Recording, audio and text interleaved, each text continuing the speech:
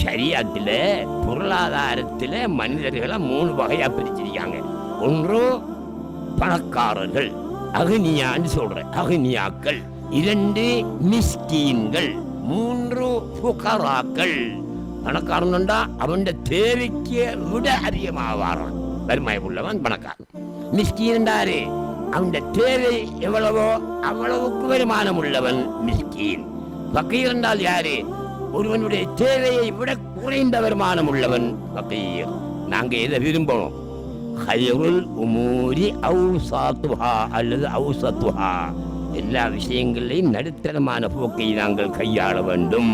அப்படியானால் எவ்வாறு இருக்க விரும்ப வேண்டும்? மிஸ்கீனாக இருக்க வேண்டும், விரும்ப வேண்டும்.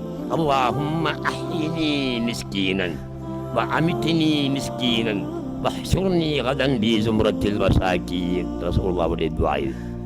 இறைவா, என்னை நீ மிஸ்கீனாக வாழச் செய்வாயாக, மிஸ்கீனாகவே மௌத்தாக்குவாயாக, மிஸ்கீனாகவே மறுமை நாளில் என்னை எழுப்புவாயாக என்று கேட்டிருக்கிறார்கள். என்னை பணக்காரனாக வாழவை, என்னை பணக்காரனாக மௌத்தாக்கு, என்னை பணக்காரனாக மறுமையிலே எழுப்பதை எழுப்பிவை என்று கேட்கல. என்னை ஏழையாக வாழவை, ஏழையாக மரணிக்கச்சை, ஏழையாக மறுமை நாளில் எழுப்பு என்றும் கேட்கல. எப்படி கேட்டிருக்காங்க? மிஸ்கீன் என்ற சொல்லை வைத்துத்தான் ரசூலுல்லாஹ் துஆ கேட்டாங்க. எந்த செல்வம் வந்தாலும் சரி, எந்த காசு வந்தாலும் சரி, எந்த பணம் வந்தாலும் சரி, அந்த பணத்தில் பற்றி வைக்க கூடாது. அதுதான் நான் சொல்றேன். உழைங்க, இதா பகலாக உழைங்க, வியாபாரம் செய்ய, கண் விழிச்சு வியாபாரம் செய்ய. ஆனால் அந்த பணத்திலே பற்றி வைக்காதீர்கள். பற்றி வைக்கிறேன் எப்படி இருங்க?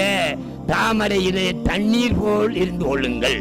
தாமரையில தண்ணியை வச்சுங்க, என்ன செய்யும்? அது அங்கலாட்டின் அங்கலோடும் ஜலாட்டின் ஜலவரும் கண் செய்யும், ஓடி திரியும். பற்றி வைக்காது. என்ன ஒரு இடத்துல ஒட்டியுமா?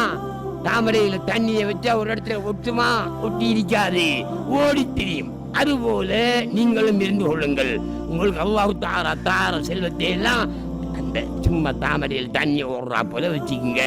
அதுல பற்றை காட்டாதீர்கள். நல்ல உழைங்க. தாலிபு துன்யா லித்துன்யா மர்மூமன், தாலிபு துன்யா லில் ஆஹிரத்தி மஹ்மூதன். துன்யாவை துன்யாவுக்காக தேடுகிறவன் இகழப்பட்டவன், பழிக்கப்பட்டவன். துன்யாவை ஆகரத்துக்காக தேடுகின்றவன் புகழப்பட்டவன். உழைங்க. நீங்க உழைக்கிற உழைப்பில நான் ஏற்கனவே பேசி இருக்கிறேன். ஒரு வருஷத்துல கணக்க பாருங்க. உங்களுக்கு 3 லட்சம் ரூபாய் ஆதாயம் கிடைக்குது. அதுல 3 கோடி ஆதாயம் கிடைக்குதுன்றா 2 கோடியை நீங்க எடுங்க, 2 லட்சத்தை நீங்க எடுங்க. 1 லட்சத்தை அல்லாஹ்வுடைய பாதையிலே செலவழிங்கள். ஏழைகளுக்காக கொடுங்கள், பள்ளிவாசலில் கொடுங்கள், மதரசாவுக்கு கொடுங்கள் என்று நான் பேசி இருக்கிறேன். அதே போல நீங்களும் என்ன செய்யுங்க? வியாபாரிமாரெல்லாம் இருக்கிறீங்க, பணக்காராக்கள்லாம் இருக்கிறீங்க. நீங்க என்ன செய்யணும்? ஒரு வருஷம் முடிய கணக்கு பாருங்க.